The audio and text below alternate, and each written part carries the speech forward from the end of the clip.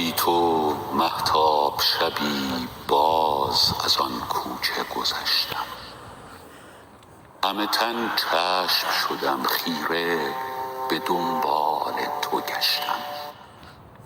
شوق دیدار تو لبریز شد از جام وجودم. شدم آن عاشق دیوانه که بودم. در نهانخانه جانم گل یاد تو درخشید. باغ صد خاطره خندید، عطر صد خاطره پیچید. یادم آمد که شبی با هم از آن کوچه گذشتیم. پر گشودیم و در آن خلوت دلخواسته گشتیم. ساعتی بر لب آن جوی نشستیم.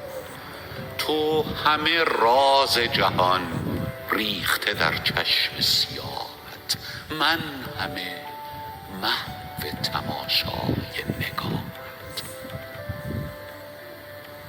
آسمان صاف و شب آرام، بخت خندان و زمان رام. خوشه ماه فرو ریخته در آب، شاخه ها دست برآورده به مهتاب. شب و صحرا و گل و سنگ همه دل داده به آواز شباهنگ. یادم آید تو به من گفتی از این عشق حذر کن. لحظه ای چند بر این آب نظر کن. آب آینه عشق گذران است. تو که امروز نگاهت به نگاهی نگران است، باش فردا که دلت با دگران است. تا فراموش کنی چندی از این شهر سفر کن. با تو گفتم حذر از عشق ندانم، سفر از پیش تو هرگز نتوانم.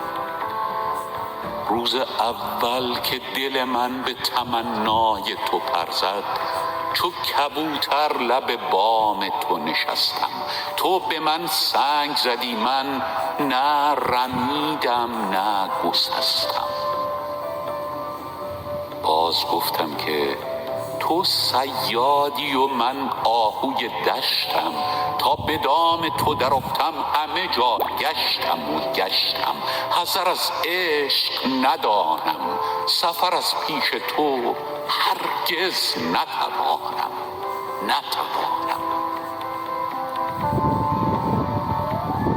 اشکی از شاخه فرو ریخت، مرغ شب ناله تلخی زد و بگریخت.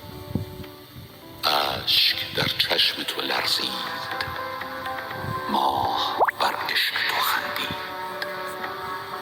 یادم آید که دگر از تو جوابی نشنیدم. پای در دامن اندوه کشیدم، نه گسستم نه رمیدم.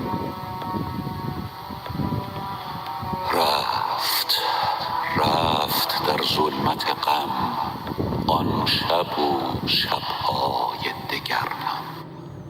نه گرفتی دگر از عاشق آزرده خبرم، نه کنی دیگر از آن کوچه گذرم. بی تو اما به چه